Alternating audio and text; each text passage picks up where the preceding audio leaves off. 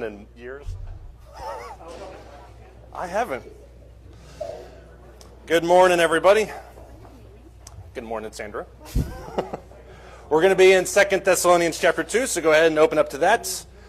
It is good to be back. As I've told several of you already this morning, the trip to Disney, it has a way of making you feel like there's nothing else happening in the entire world. So I feel like I've just woken up from a coma. So if I seem a little loopy, that's probably the reason why. It was a good trip, and I'm glad to be back. Good to be back into some kind of routine. I also appreciate the men that filled in for me. I'll mention that during the sermon.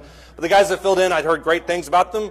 I also didn't hear bad things about anybody, which I think holds equal weight. So both of those meant that it had to have been a good service, both Sunday and Wednesday, so I appreciate those guys for filling in. We're going to start off this morning with a word of prayer from Joe. Yeah.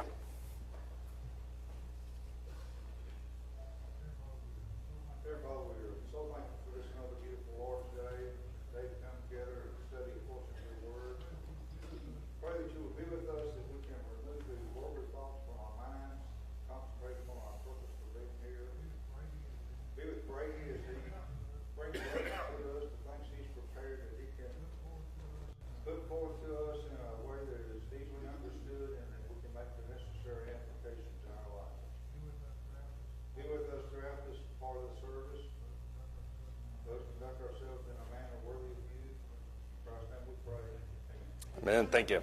It's been a few weeks since we talked about 1st, 2nd Thessalonians, so we'll kind of do a little bit of a warm-up or a little bit of a review before we jump into it. This is, though, arguably the most divisive section in 1st and 2nd Thessalonians. This has to do with what is many perceives to be the antichrist. I'll go into detail this morning about why I don't think that's necessarily the case. I also know that there's lots of things that happen that kind of are jammed into this section that people pull out of. We're going to try to avoid all of that, just keep it strictly with what Paul talked about in this section. This also, though, acts as a little bit of a sequel to 1 Thessalonians 4, 13 through 18, which is all about kind of the, I don't want to say rapture, I'm trying to avoid that word. It's about the going up towards God. This is when he talks about the resurrection. They have a misunderstanding then, they have a misunderstanding now. Paul is using these opportunities to clear those up. What was the misunderstanding of 1 Thessalonians 4 about, though, with that resurrection? What were they confused about? Yeah, they thought they missed it. Why did they think that they missed it? That's probably the harder question of the two.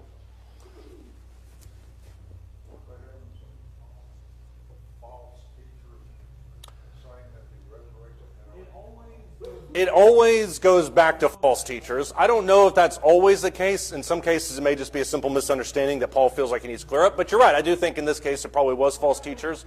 What kind of impact had that had on their faith? The idea that Jesus had already come and they had just missed it. Or, I'm sorry? Yeah, what's the point? Why am I doing this all for? That's kind of the issue.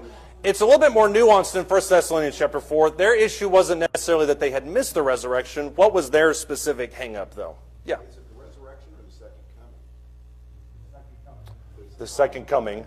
I lumped those in together, but you're right. Yeah. Yeah, they can kind of be used interchangeably, but for specificity. Yeah. Yeah, they can be used interchangeably. There's people that will argue that there's two resurrections. I don't see that in Scripture. But you're right. I do think the resurrection, the second coming, I think those can sometimes be used interchangeably. What is their specific issue, though, with the second coming? Because it wasn't that they had already missed it. Yeah. Right, those that had passed away, that they somehow won't be involved in it. Paul spends a significant amount of time kind of clearing that up. He's going to do something very similar today. Curtis?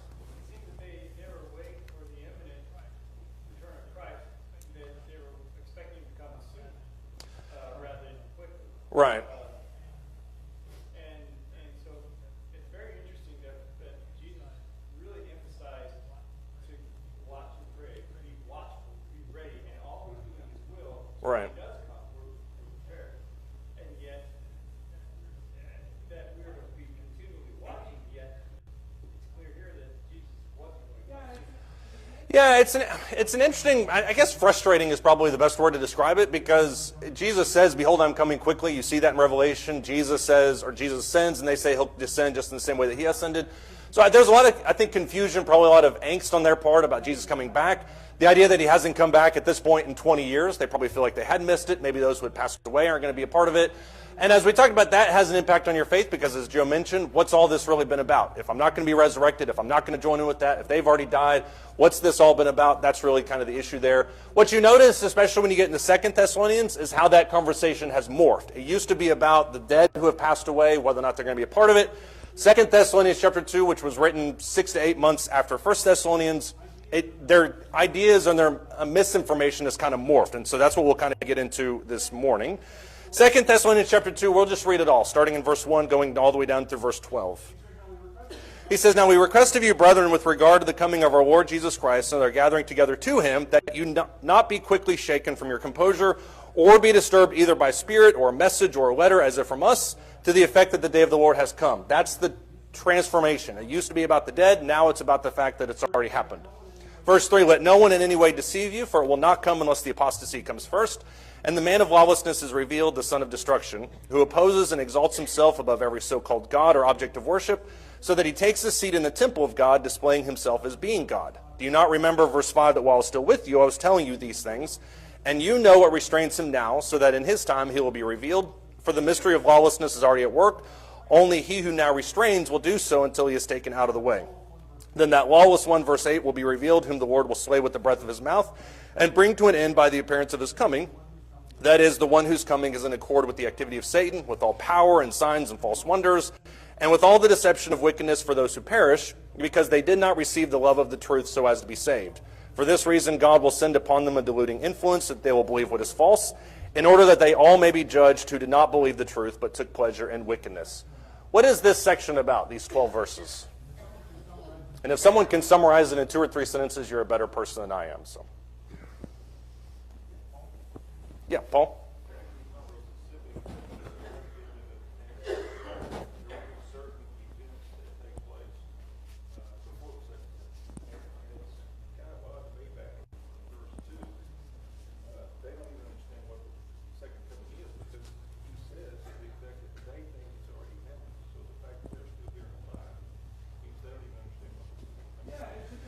Yeah, it should come as no surprise that they certainly don't have any understanding of what the second coming is at all about. I mean, there's misinformation. Keep in mind, this is a young church, so there's obviously quite a bit that they have to get through. But you're right. The gist of this, and that's kind of where I want to keep the focus this morning, is that there are several things that have to happen before the end comes. I think there's a tendency to believe, and I think we see this a little bit, Matthew 24, you see it elsewhere in Scripture, where it seems like if we think that he's far away, then we'll kind of delay, we'll kind of piddle around a little bit.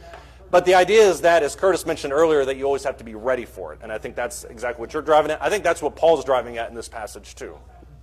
What else happens in this section? Curtis? Well, there'll be great falling away of the church. And that has to happen first.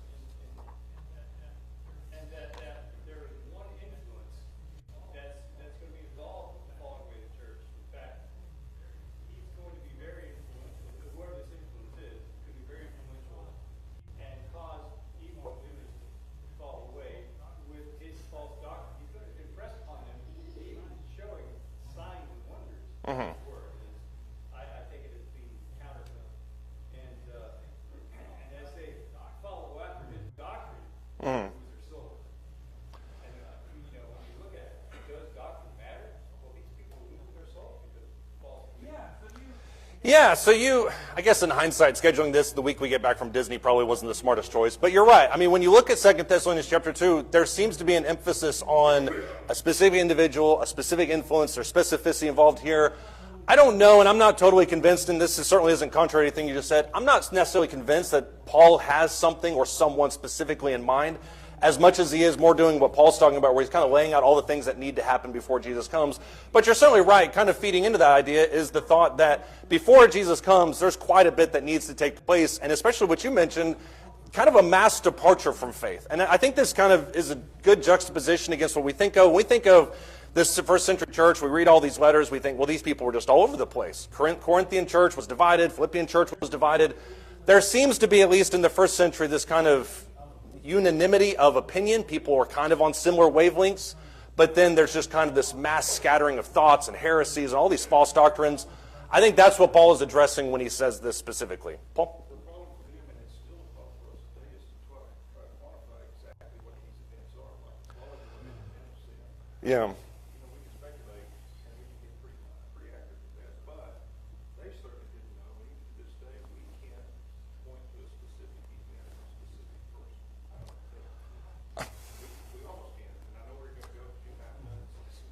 The point is, even with his clarification to them, it really didn't clarify because they. Yeah, that's the irony of it is when you look at, I think, verse 3 or 4, he says, I told you these things when I was there. There's certain things that Paul takes for granted that they know that we are not privy to. And so when he says, you guys already know, they may know, we don't. So that kind of is a little bit frustrating in regards to that. But you're right, I do think when you look at this section, it operates kind of like a mini version of Revelation. Revelation, everyone wants to put dates and figures, all these things inside of that. People have tried to do that with 2 Thessalonians 2, probably since the moment they received this letter. The problem becomes with that when you start to insert specific timelines inside of it, it's going to fall short at some point. There's always going to be a weakness in any one of those opinions. That's why I think you have to take the general understanding of this to kind of be more concrete. Yeah, Ken? Absolutely. I cannot promise a quick answer, though. The person that's going to take the seed in the temple, literal or symbolic? I always love it when you ask a question because immediately after you stop, everybody's heads just look up right at me to see if I'm going to get fired today. Saying is, if it's literal, then we pretty much know what it applies to. If it's symbolic, then there's no temple. You know what I'm saying? Literal. Yeah. The temple was there, the temple wasn't. Symbolic could be. So there's like 7 different ways I could answer this. None of them will be satisfying to anybody. My personal opinion is that it's metaphorical, primarily because of the same reasons I just talked about. When you start to insert specificity into it, it always falls short on some level. That being said, I think also the metaphorical application applies to a lot of things because I know what you're alluding to, and it's very similar. We'll talk about that in just a second. I think when you put it specifically towards that, then it loses its overall effect. And so that's why I want to keep it as general as possible. But it all does, and that's the hard part about this, is Paul seems to be very specific. At the same time, he's also very broad. And I feel like I'm just kind of going around and around in circles. But this is the difficulty with this passage. I think it's a very metaphorical application that people go way off base when they try to specify these things. But I do know exactly what you're talking about when you reference that. Real quick, even the commentaries are careful about not specifically identifying people who it is. Do identify them, and you will in a minute, but they also are very good about saying this is just one of many different Right. explanations. Yeah, and the truth is there's not just one person that fits every single mold of this. And if you talk to different people, like when we talk about this man of perdition that we'll talk about here, I just might as well just jump out there. That's the most non-threatening picture I can find of this guy, by the way. Depending on who you talk about, it's going to have different flavors. For instance, if you talk to somebody who's a Catholic, they will be adamant that the person that's described here is Martin Luther. They have no bars about that. They believe that it's Martin Luther or John Calvin, Wycliffe, some of those guys. If you talk to a Protestant, who's the general understanding of this person? The Pope, exactly. Which that's honestly the thing that I've thought about for a long time, is that he's talking about the Pope primarily because of what Ken talked about. He talks about royalty. He talks about somebody who's sitting themselves in the seat of God. And my understanding, Catholic doctrine, when they address something like this, they don't necessarily describe the Pope as the vicar of Christ in terms that we would describe him. They talk about him as being representative, but not in a sense of having all-consuming power and authority. And I think that's the main difference that we're addressing here. I may be way off on that, but somebody else can correct me if they'd like to. I've also seen it too, if you use the temple of God, and if you attribute that to Jerusalem, that Muhammad also fit that bill as well. Exactly. Yeah, Muhammad fits into that. I mean, somebody who sets himself in the seat of God. I don't know if Muhammad ever claimed to be God. I think he claimed, well, But if you're claiming that Jesus is right. Well, and that's how I was going to address it, is Muhammad claims that he's a prophet in the line of Jesus, which Jesus is God, so that would, I guess, by proxy. But you're right. I mean, he de-elevates Jesus and elevates himself, which makes it essentially the same thing. Curtis, go ahead. who's involved falling away in church. That, and it's because of false doctrine that people believe the lies that cause them to fall. Right. We can look at church history and see that there was a great falling away because of the influence of false doctrine. And you take as a witness that people realized that, and hence the Reformation movement tried to form the church, move back the way, go back to the Bible. Right. That didn't succeed because they weren't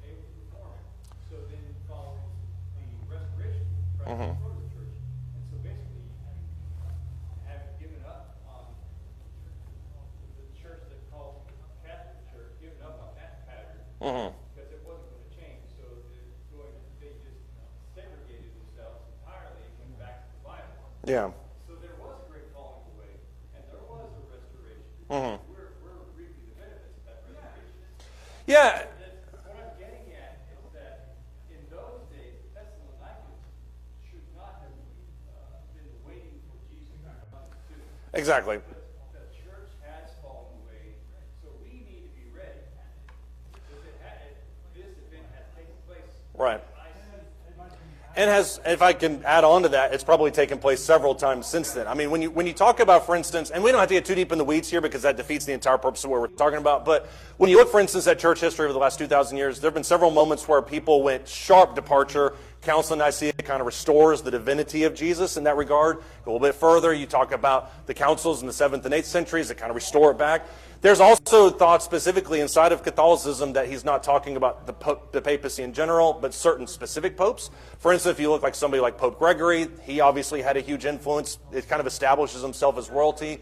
So that's really the issue with all of this, is you have some that make a whole lot of sense in regards to religious figures who set themselves in the seat of God. There are also a lot of silly figures. People have placed anybody from David Hasselhoff to Kim Kardashian as being the antichrist. We're not going to even touch that. I just threw that out there for your amusement. But it seems like anybody kind of wants to use 2 Thessalonians 2 as being their puppet for people that they just don't personally like. And I think that's the danger with attaching specificity to this. Does anybody have any thoughts on that or any of the pop culture figures I just referenced? Jeff? Well, and I think everybody's kind of said this. I've always looked at this as not just one person. But Right. John Smith owned church, right? Exactly. That kind of breakaway, go with the topic. Yeah. All these figures that have kind of adjusted the doctrine. Right.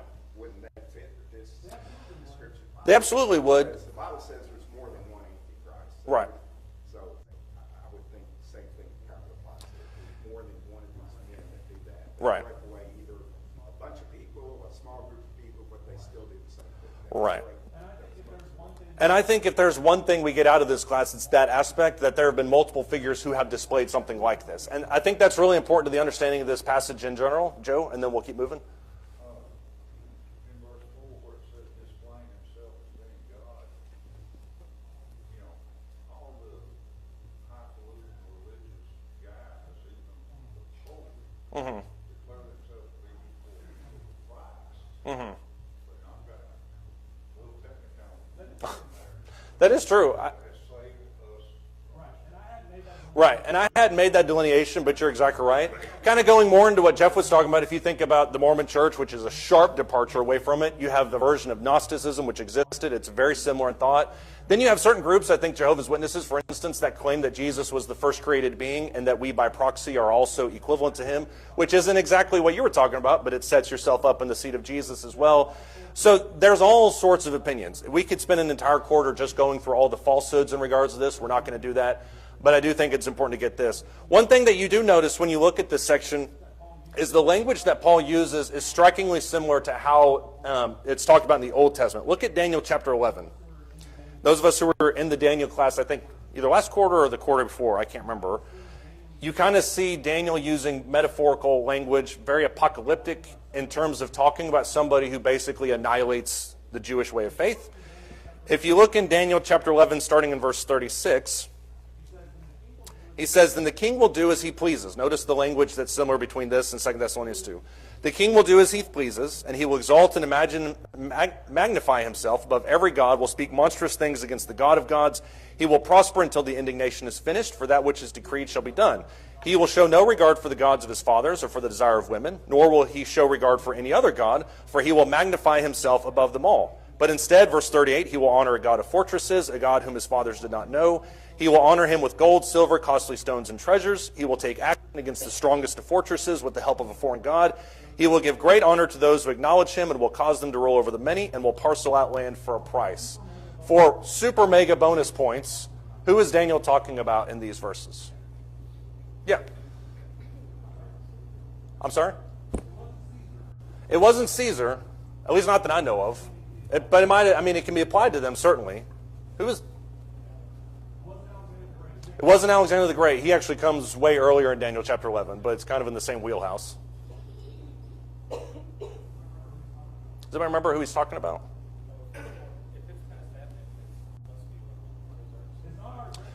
It's not Artaxerxes. It's actually past that, because Daniel 11 has world history truncated very early in the chapter. The second half of this chapter is devoted to one specific individual that would be during the time of the Maccabees.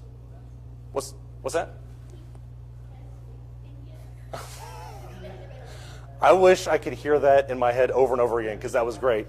Yes, I pronounce it Antiochus Epiphanes. How you pronounced it is way better. Who is Antiochus Epiphanes? Notice the carryover from this chapter of 2 Thessalonians 2. That's why I'm bringing this up. Nero came down and tried to attack the Egyptians, I believe. He eventually went to try to destroy Judaism and lay siege to Jerusalem. And was very successful in destroying Jerusalem. Right. Yeah, he was a bitter, angry, paranoid, borderline personality disorder guy that had immense power, zero regard for any type of foreign power besides his own. But as you mentioned, in his bitterness, he laid waste to Jerusalem, set himself up in the king. And he also was guilty of, I think, not annihilating the temple, but certainly annihilating lots of people. He was the one that was responsible for sacrificing a pig on the altar inside the temple. So when you're talking about who this person is, somebody who has disregard for everybody, including God, that's the same mentality that 2 Thessalonians chapter 2 carries. You're not talking about it necessarily in a physical destruction, but absolutely in a spiritual destruction. So I think that's the language that Paul is appropriating here when he talks about this guy in 2 Thessalonians 2. Go ahead.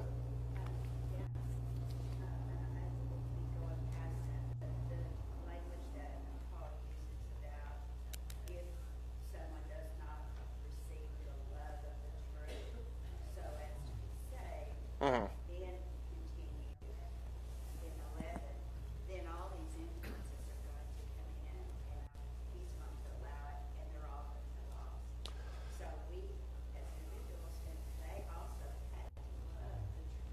Mm-hmm.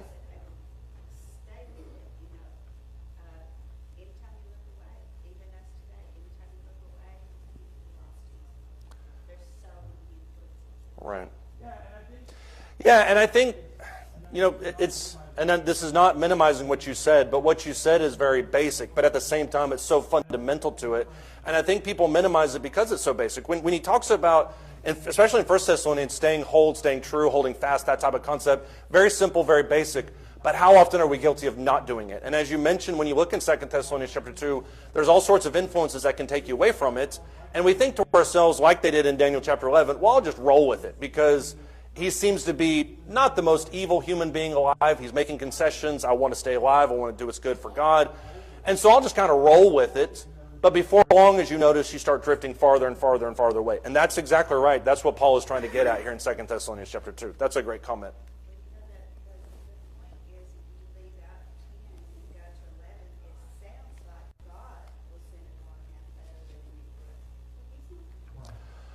Right.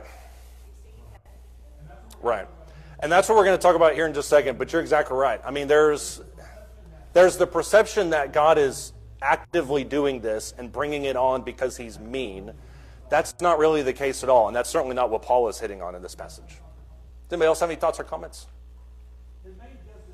His main gist, as Paul was talking about earlier, is to talk about all the different things that have to happen before God's return. So just kind of think outside of this passage for a second.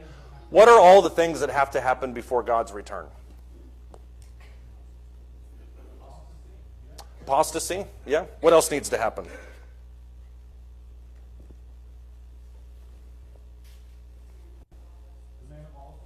The man of lawlessness is revealed. I have those together on my PowerPoint. Let's look at Matthew 24, because this is not an uncommon concern in Scripture, so that's why I think it's important to kind of go through it. Look at Matthew chapter 24. We won't be able to read all the ones in this passage that I want to. Matthew chapter 24, starting in verse 1. It says, Jesus came out from the temple and was going away when his disciples came up to him to point out the temple buildings to him. And he said to them, do you not see all these things? Truly I say to you, not one stone will be left upon another, which will not be torn down. Jesus is most likely talking about the destruction of Jerusalem in AD 70. As he was sitting on the Mount of Olives, verse 3, his disciples came to him privately, saying, tell us, when will these things happen? What will be the sign of your coming and of the end of the age? Depending on how you interpret that, the disciples ask either 2 or 3 questions. Why were they asking these questions, though? When are these things going to happen? Why were they asking them? They thought it could be happening very soon. I mean, if you're talking about this maybe in the next week, yeah, it could be happening that quickly. Curtis? Jesus gave them a startling revelation that the whole temple area would be totally destroyed, so there's not even one stone left of it. And so they associated this with the end of the world. Right. Yeah, and Jesus uses, to kind of carry over the Daniel illusion, Jesus uses language in Matthew 24 and 25 that is very reminiscent of what he talks about in Daniel chapter 11, which is very apocalyptic, it's very judgment heavy. All of that is designed to evoke the same type of imagery, the same type of destruction that you're talking about previously. So he's using things that they'd be familiar with. The reason they're asking it is because they want to get ready for it. And Jesus alludes to that later. If you look in verses 42 down to verse 44, if the person had known when his house was going to be broken into, he would have gotten ready for that. Since he doesn't know, you need to always be ready. That's what Paul and Curtis both talked about. That's what Sandra mentioned. Look at Jesus' response in verse 4, though, after they asked this question. Jesus answered and said to them, see to it that no one misleads you, for many will come in my name, saying, I am the Christ, and will mislead many. You'll be hearing of wars, you'll be hearing of rumors of war. See that you are not frightened, for those things must take place, but that is not yet the end. In other words, these things have to take place before the end. Nation, verse 7, will rise against nation, kingdom against kingdom. Various places there will be famines and earthquakes. But all these things are merely the beginning of birth pangs. Then they will deliver you to tribulation. They will kill you. You will be hated by all nations because of my name. At that time, many will fall away and will betray one another and hate one another. Many false prophets will rise and mislead many. Because lawlessness is increased, most people's love will grow cold. But he who endures to the end will be saved. This verse 14 specifically, this gospel of the kingdom shall be preached in the whole world as a testimony to all the nations, and then the end will come. Here's the million-dollar question. When you read Matthew 24, verses 1 through 14, are any of those things that Jesus talks about in those verses specifics? Are any of them specific about anything? When he talks about earthquakes and famines and rumors of wars and apostasy, all these things. Exactly. That's the whole point. So why when they ask this question, is Jesus talking about these things almost as if they're specific if you're not careful, but he's just talking about daily life? Why is he talking about that? Ken?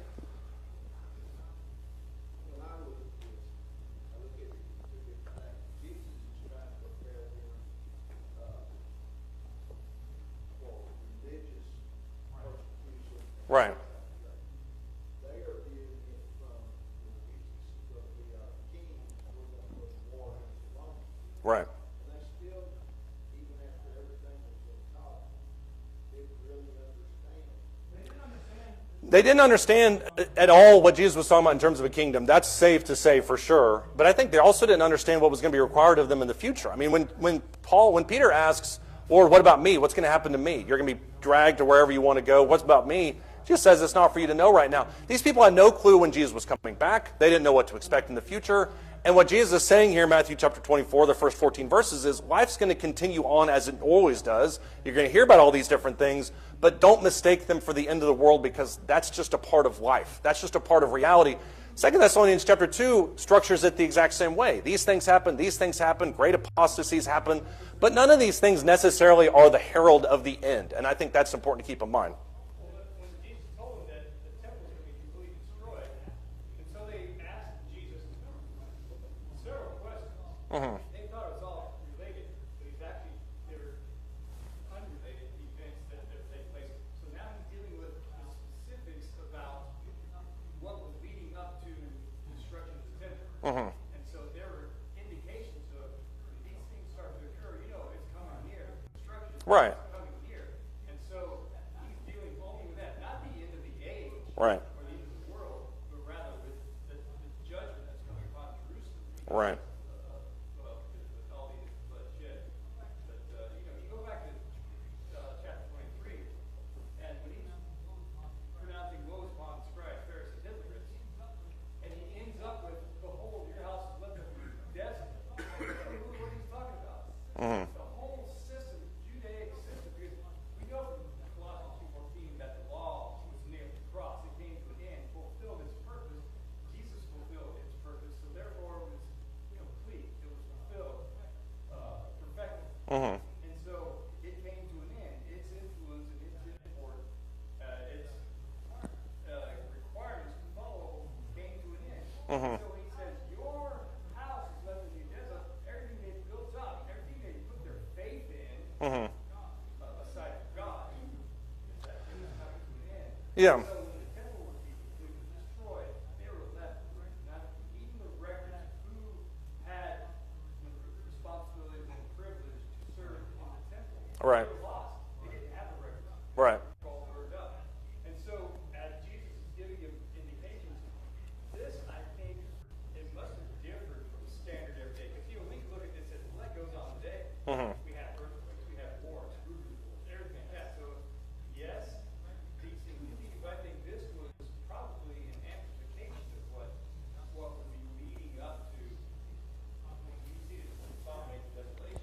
Yeah. And it turns out that when you see Jerusalem surrounded by Gentiles. Yeah, he certainly gets more specific about certain events, and I'm not minimizing that at all.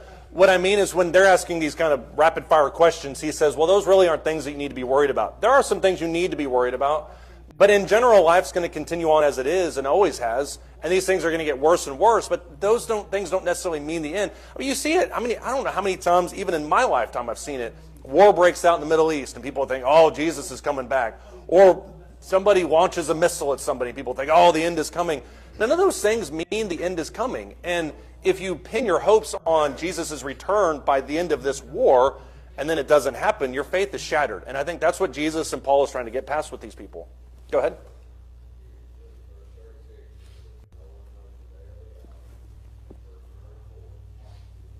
Right. Exactly. And I think as a piggyback onto that, don't try to know the day and the hour. Nobody knows it. So just don't try to know the day and the hour. Stop wasting time on that. So they speak in very generalized terms, in my opinion, because they want to make sure, as you're talking about there in verse 44, that we're ready for it. When you look at the things that have to happen before God's return, Jesus is explicit in verse 14. Gospel has to be preached to the entire world first. That has to happen. There's no question there. You also, if you look at 2 Timothy chapter 3, verses 1 through 5, and I'm just kind of taking these at random. There's probably some more out there that I'm missing. People are going to be lovers of self. Well, that's not specific to any time period. Show me a time in human history where people haven't been lovers of self. That's going to progress and get worse and worse. Obviously, we all know that. If the world stands for another 1,000 years, it's going to continue to get worse. But then he talks about also in 2 Thessalonians chapter 2, verse 3, that this man of perdition or the apostasy that's associated with them, that's all going to be revealed. The only thing that's remotely specific on this list is the man of perdition. And yet we still make the same mistake that we talked about a second ago, where we try to specify it, specify the time, specify the person. When we do that, we miss the point of what he's talking about. Let's get into this, though, a little bit. And this isn't, I didn't anticipate waiting this long to get into it, but I really wanted to make these points clear. Let's get into a little bit of antichrist Q&A. I think this is important to get into as we're discussing this. When you look at the questions surrounding the antichrist, one of them is how many there are going to be. Will there only be one antichrist? If you read Left Behind series, the answer is what? Yes. But does the Bible talk about more than one antichrist? It actually specifies it in 1 John chapter 2. You're right. So let's get over there. Yeah. I'm glad that we're on the same wavelength because that's exactly where I wanted to go. In 1 John chapter 2, and I'll put a lot of these, we won't read all of these, but I want to put them up there at least for those who are taking notes, because I think all these are important to go into. 1 John chapter 2, starting verse 18, he says, "Children, it is the last hour, and just as you have heard that the Antichrist is coming," which John is saying, roughly the same thing that Paul's saying, "even now many Antichrists have appeared. From this we know that it is the last hour." The end times extend way beyond, they don't start just in 2025 or whatever it is. Verse 19, "They went out from us, but they were not really of us. For if they had been of us, they would have remained with us. But they went out so that it would be shown that they were not all of us. You have," verse 20, "an anointing from the Holy Spirit. You all know. I've not written to you because you don't know the truth, but because you do know it, and because no lie is of the truth." He then specifies the nature of the Antichrist. Verse 21, verse 22, "Who is the liar but the one who denies that Jesus is the Christ? This is the Antichrist, the one who denies the Father and the Son. Whoever denies the Son does not have the Father, and the one who confesses the Son has the Father also. As for you, let that abide in you, which you have heard from the beginning. If what you have heard from the beginning abides in you, you will also abide in the Son and in the Father." Who is the Antichrist according to John? Anyone that denies Jesus is from the Father. What does that mean, though? And think about that term, antichrist, the conjunction of those words. Denies that Jesus is God. I think that's a big part of it. Yeah. What else is involved in that idea of denying that Jesus is Christ? Jesus is from God.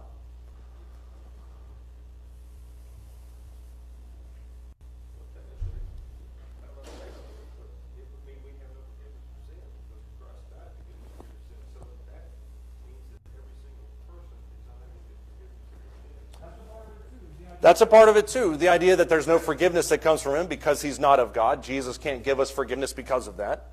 Yeah, James?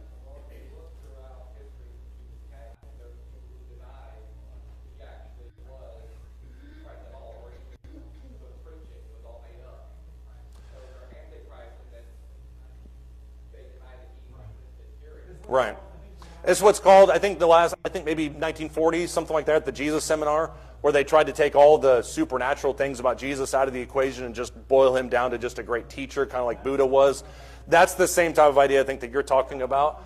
Think about how John begins his gospel, because obviously the same guy wrote both. John begins in John chapter 1 by saying, in the beginning was the Word was with God, and the Word was God. And then the Word came and dwelt among us. It's in flesh. What was the thought process by a lot of those people? What was the Gnostic heresy and all those things that John was battling against? Curtis? Basically that sin was so evil, inherently evil, that no deity could indwell flesh. Right. And so because of that, Jesus didn't actually come down to dwell, and Jesus was not evil. Right.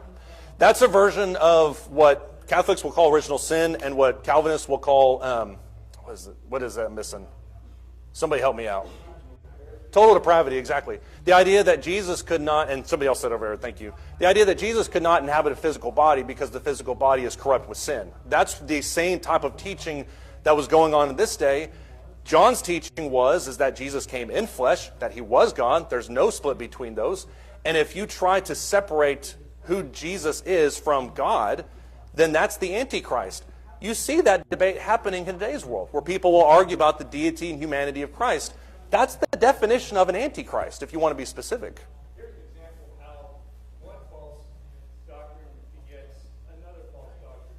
The idea that sinful flesh is so evil that the Spirit of God cannot indwell a flesh and body. So therefore, Jesus had to be one step offset from sinful flesh.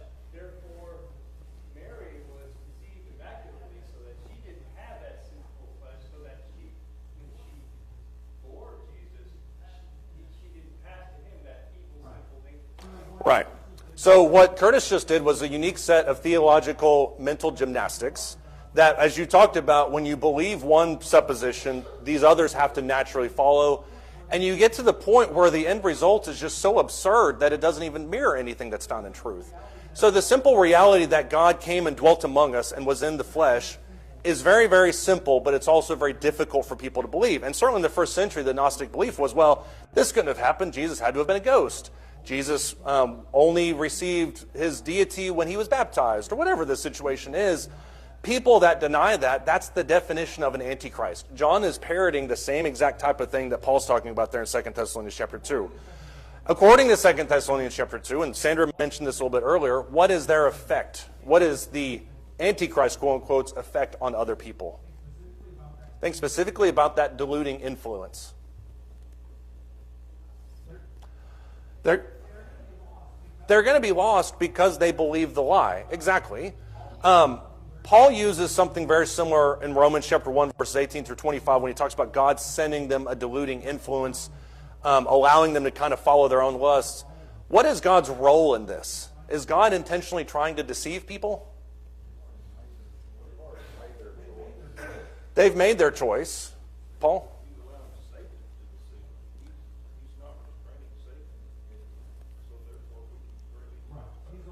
Right. He's allowing Satan to deceive them, but ultimately the responsibility, as John mentioned, lies with them. Why would somebody believe these lies? That Jesus didn't come in the flesh.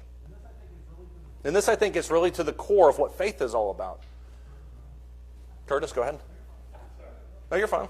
We can go to Romans chapter 1 and see just what happens when people deny God and knowledge of God. Right. Rather go their own, what they call wisdom. Right. It happens even today to those who reject the very idea that God exists, and they go back to their so-called scientific solutions to how everything came to be. and without recognizing that the evidence they're relying upon isn't evidence at all. Yeah. The inconsistencies about their arguments and how the scriptures reveal how everything will be Yeah. more reliable and make more sense. Right. And I think what you're talking about there needs to be guardrails, number one, in regards to any aspect of life. But number two, it's the simple reality that I can't fathom how Jesus is both God and man. And since I can't fathom it, I'm going to choose to disbelieve it. Or we go the other direction and say, well, I don't really want to believe it because it makes me have to do things that I don't want to do. I'd much rather go this path. And so I'm going to believe these things because that's easier for me to swallow and it allows me to do these things. Before you know it, as Sandra mentioned, you're kind of stair-stepping away from God to the point you don't even recognize it anymore. Michelle?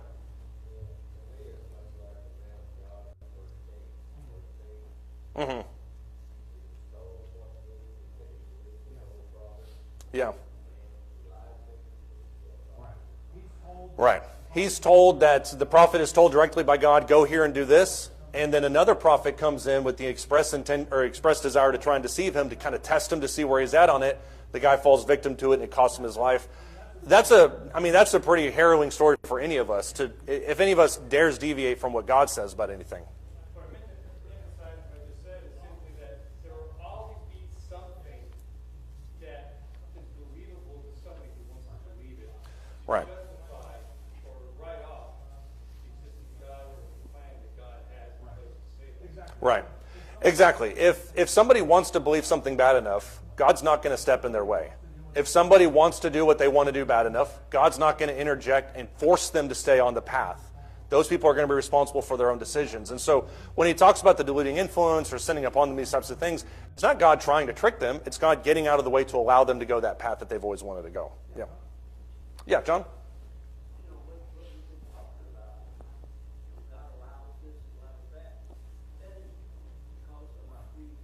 Right.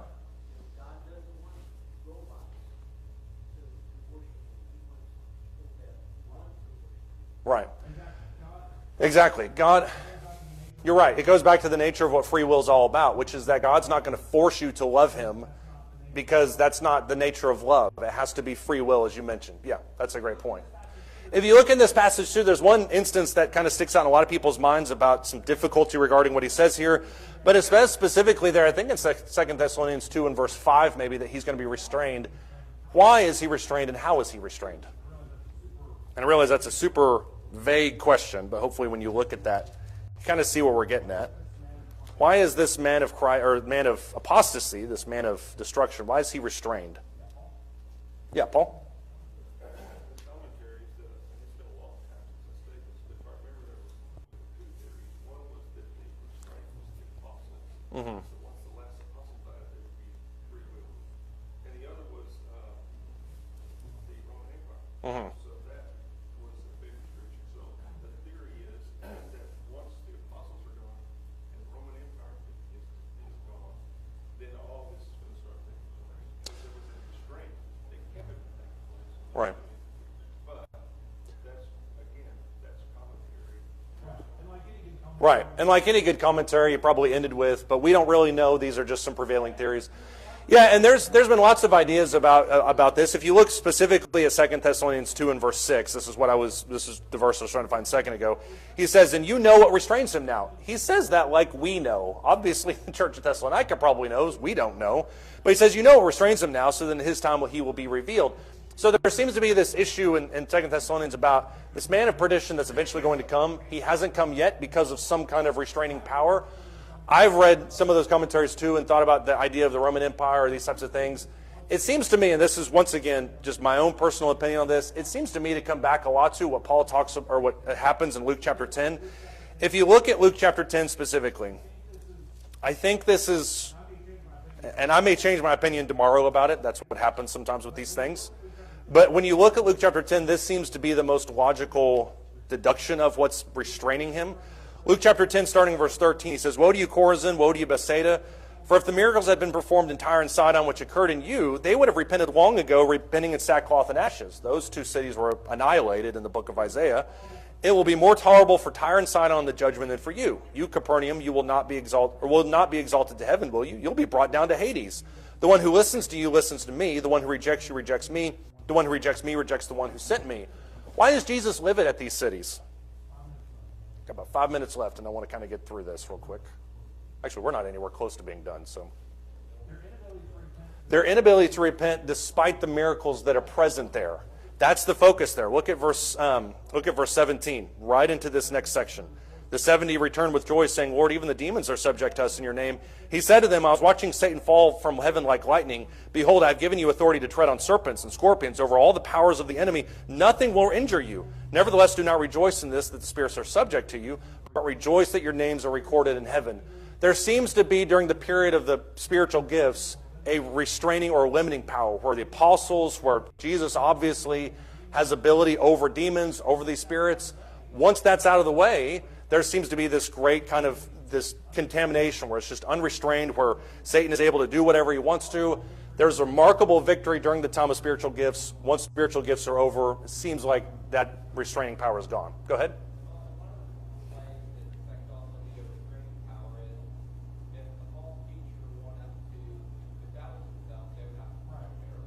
Right. Exactly. Right.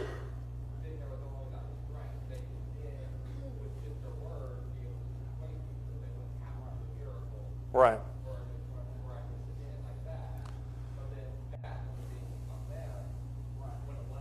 Right. Yeah, and keep in mind, too, that when he's talking about this, he's not necessarily talking about demon possession. Zechariah, I think 13, talks about a moment where that fountain is going to be stopped up. That takes place. But Paul references a companion passage to this in Ephesians chapter 2 where he talks about the prince of the power of the air. It's that deception that you're talking about. That's the thing that's unrestrained, because you basically are, it's just kind of a free-for-all with a lot of people. But during the period of spiritual gifts, there's no question that Jesus reigned supreme, that God was real. When that ability is gone, everybody just kind of makes up their own things. And so that's, I think, the restraining influence that's being talked about here. We'll shoot through this next section relatively quick when it says, how long will he or she operate? It talks about this kind of idea about the return of Jesus is going to be the one that destroys them. You see a companion passage there in Revelation chapter 19, verses 19 through 21. We don't have time to read all of that. I just wanted to kind of get up there, or get all that up there real quick. If you go back to the logical flow of thought here in 2 Thessalonians chapter 2, Paul lays out a pseudo-timeline for the man of perdition. The first thing that's going to happen in verses 6 and 7 is he's going to be restrained for a while. There's going to be a period where this influence isn't out there. But then he's going to be unrestrained until the period of Jesus. That deception, that wickedness, where things continue to get worse and worse and worse. Man just does whatever they feel like. It's not necessarily supernatural by nature. It's just human nature. And then obviously everyone is judged there in verse 12. That seems to be the timeline for all of these things that are happening. I'll put this back up here in just a second. I want to finish with this. Why does this section even exist? Number one, to tell these people to live in a state of readiness. There is a tendency to get sluggish. 1 Thessalonians chapter 5. We just kind of, well, he hasn't come yet. It doesn't look like he's going to come anytime soon. I might have missed it. And so I just don't really feel like I need to be ready for something that I'm not convinced is going to happen to begin with. Paul is adamant that you need to live in a state of readiness. And then also define the hazards of unreadiness. The people who are not ready for Jesus' return, what's going to be their end? Eternal destruction. What else, though, is going to be their end? Think about the parable of the bridegrooms. What other thing happened to them? They were cast out, but what emotion did they have? The destruction, the torment, all that's there. I'm not minimizing that.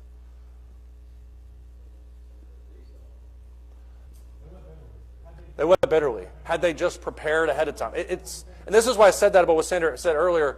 It's such a simple concept to be ready, but it's so difficult in practicality to maintain a state of vigilance for the long term, because over time you begin to think, well, he hasn't come yet. Nothing's happened yet. So why am I putting up this guard? Why am I striving so hard? That's why Paul talks about this.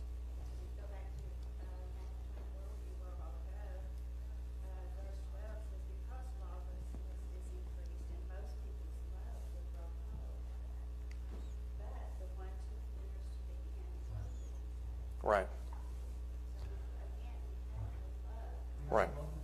We have to love the truth, and you have to endure in that love, despite all the circumstantial reasons that you should abandon it.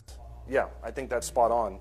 If you look at 2 Thessalonians chapter 2 and verse 9, he talks about, 2 Thessalonians 2 and verse 10 specifically, he says, it will come with all the deception of wickedness for those who perish, because they did not receive the love of the truth so as to be saved. They received it, but they didn't receive it so as to be saved. For this reason, God will send upon them a deluding influence that they will believe what is false, in order that they may all be judged who not believed in the truth, but took pleasure in wickedness. That took pleasure in wickedness, I think, is the key word there. They didn't take pleasure in God, waiting for him. They took pleasure in wickedness. So I think that's the issue that's taking place.